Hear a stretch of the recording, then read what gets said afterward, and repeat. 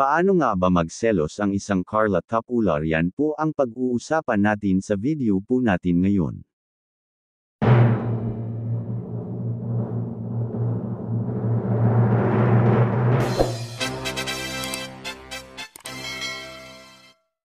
Sa Jom Carl episode 28 nga po ay hindi nakasama si Kuya Jomar dahil sa masama pa ang pakiramdam niya, ngunit di naman ito naging hadlang para ipadama niya ang kanyang presensya, kaya sa video call na lang sila nag-usap ni Carla, at dito nga natin matutunghayan kung paano nga ba magselos ang isang Carla.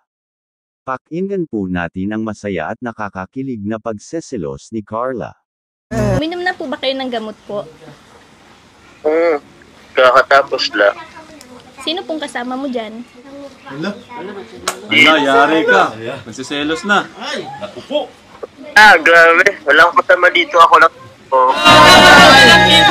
Nakita. Wala akong kasama.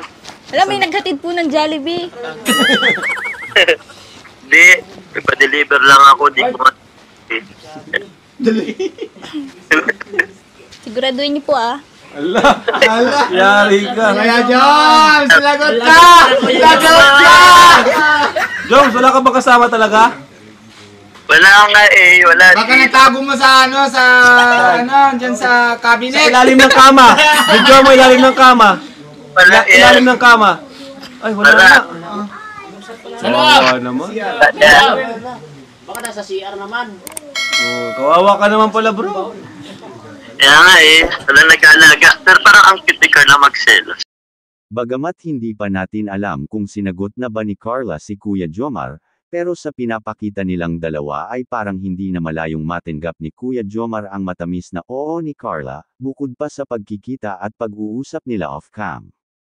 Ano pong masasabi nyo sa video po natin ngayon? Please leave a comment below at pag-usapan po natin yan sa susunod na video. Maraming salamat po.